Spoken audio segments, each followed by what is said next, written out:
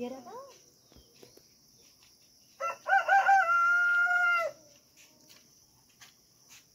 योले दिदी जा छोड्दैन भाडै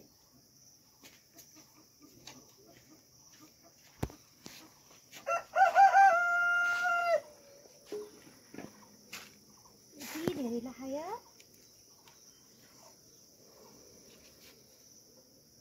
भान्जा भाडा ल हेर्नुस् है हेर्नुस् मैले मुवा काट्दै छु ठिकै भयो त कस्तो घाम चर्के त नि ठ्याक्कै आइसिँदैछ ल ओ माय गॉड दोन लो छिटो भाडो ल्याऊ ठुलमा लिएर आउनु दो छिटो छिटो सुइसक्यो हेर्नु त पुरै तालियो भाडा भन्छ अनि गालो सुन्दैन मुवा तालियो है धेरै रहेछ हेर्नु त मौरी नि बसिहाल्यो नि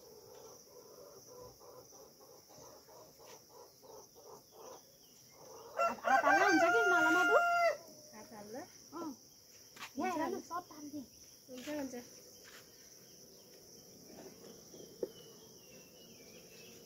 लगाएर हाल्ने बित्तिकै छोप्ने दिदी अहिले छोड्नु सबै भाडा भरि आएर बस्छ लोन त छोप्दिनु छिटो ल्याउनु भाडा ठुलो अहिले छैन नि अहिले एकछिनपछि सबै आएर बस्छ यहाँ न मधु मलाई त यो त मिसै आएन यार हाल्ने बेला त्यसमा हाल्ने बेला झिक्ने नत्र छोप्नु हेर न हेर त कति ताल्ले म त ल त्यो रहेछ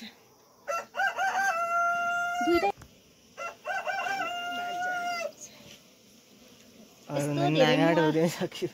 मुवा रहेछ है हो त्यो जालीले छोपे हाल्ने बेला मात्रै उहाँहरू बिस्तारै गरौँ फेरि खस्ला पुरै रहेछ यार तलसम्मै छ यार मधु यो झिक्दाखेरि दिदी फेरि यो अगाडि चाहिँ नि झरिरहन्छ है धेरै धेरै रस खस्यो भने कि मौरी पस्ने ठाडी झर्छ क्या हामीले त्यस्तै गर्छ ल गाइज हेर्नुहोस् हाम्रो घरको मुवा हेर त खसिसक्यो फुफु खानु न पहिला मौरी दबाउनु म त्यस माइत अरे दिदी हेर मलाई त्यति धेरै मुवा काट्न त आउँदैन है बा छिटो ल्याउन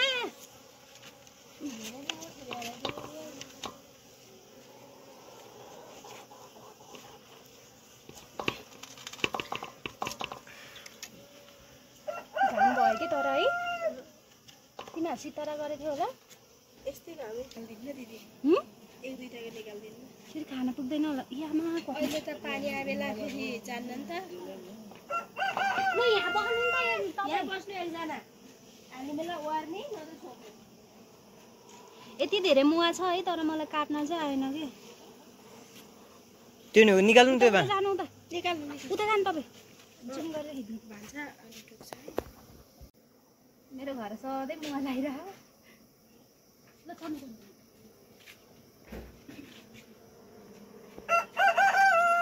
आज हामीले मुवा काटेको उता जानु पुरै काट्नुपर्छ के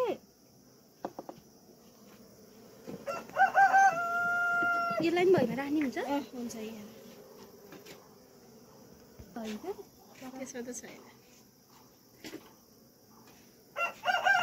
कति धेरै हो त हेर न तलको झिरी आउन खोजेको त तान्नु नि तान्नु हुन त फेरि अर्को हाल्यो नि त हो त्यसरी काट्दै काट्दै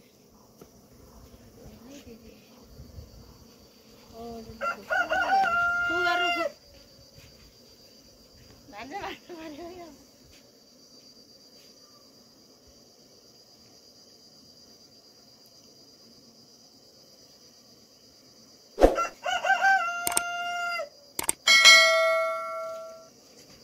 ले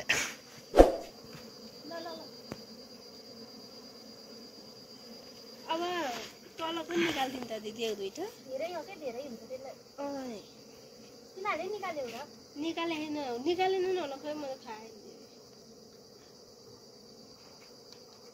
कतै काट्दैछ यार एउटा त क्यान त है क्यान त कति मर्छ नि निकाल्दाखेरि नि अहिले त्यो बाटाभित्र पसेर सबै मर्छन्।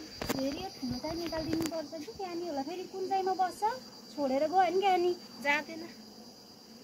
हामीले उतापट्टिको घरको त दिदी एकदिन बेसरी पानी आएन तलकै हो माथिको हालेको थिएन मजाले काटेर खाएका।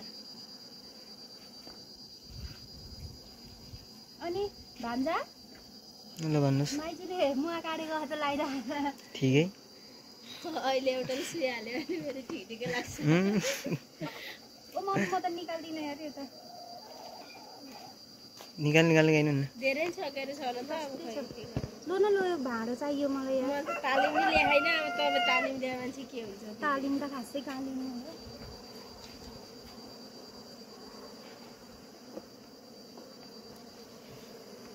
रस धेरै चुइदो रहेछ है। अगाडि पछि हेरेर ए तरी यो निकाल्नु पर्यो है। उता उता ढिला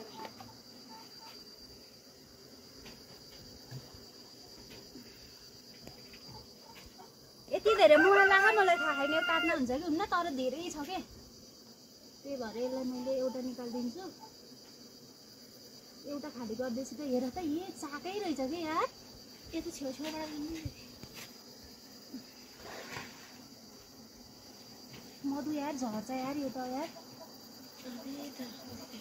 ए बच्चा बन्न लाग्छ त्यसको त जो मधु यार त्यो बच्चा बन्न थाहा छोड्यो। छेउ गऱ्यो त्यो ढोकैनिर उ त्यो छेउको यता छेउको गर्ने त्यो बच्चा बन्न लाग्नु हो। यहाँ एउटा चाको छुट्ट्या के सिङै झरे के केले तानिन्छ नि। औँलाले चेप्प खाउनु तान्नु सकेछ। दाइबस्ती होला पसलमा भगवान मेरो भगवान यो त निकाल्नु हुने यार। हो त्यसलाई तानिहाल्यो। तर यो चाहिँ तिहार्नु हो नि। ऊ छेपा ल न ल एउटा छिटो लिएर आउनु। झरिसकेर ल यसलाई उलाइदिइहाल्नु है।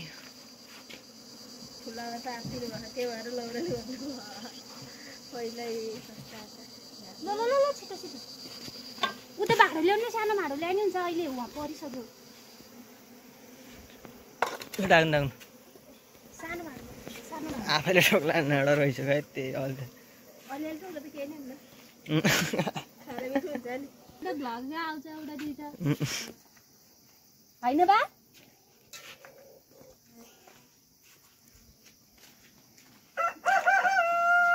घाम भएछ बिचरा। ल आज जिन्दगीमा पहिलोचोटि पसिना गाडी गाडी मुहानी काटियो। अन्त बा तर धेरै भरेछ यार। अस्ति नै कहिले निकाल्नु भएको थियो।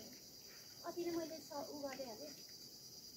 होइन त ठुलबाल निकाल्नु भएको थियो। बेहारी अब पसार बनाएर दाइ आएर मिलाएर गएन भने टोकेर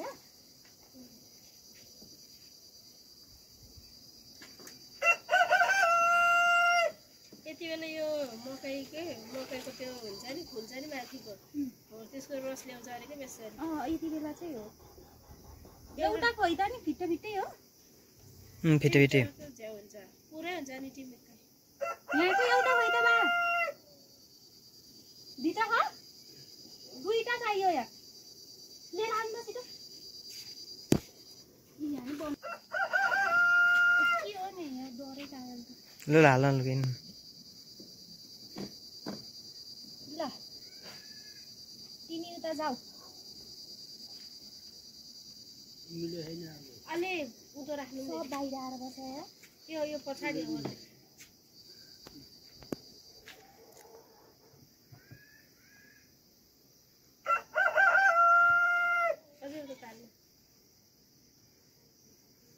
लाग्छ कि खुट्टा दौडेको है।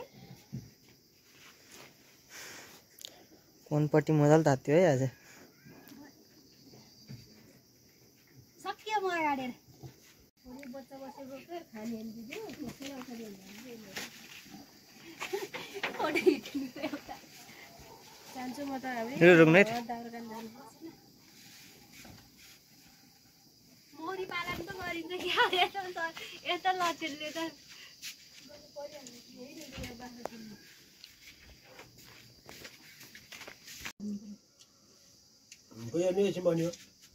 यति धेरै रुममा है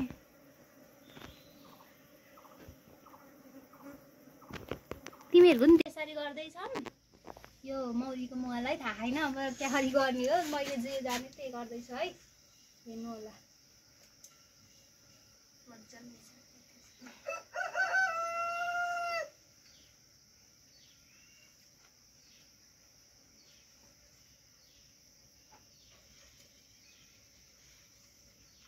अर्ग्यानिक मुहा हेर्दै होला नि लौ न लौ आउँछ कि सबै ढुङ्गालाई बुवा यहाँ मौरी पर्यो राख्नु ठुल्यामाले खाइरहनुहुन्छ चुयोको बाहिर बाहिर नलैजान्छ खोइ यहाँ हेर न यसले केही ढिकेन क्या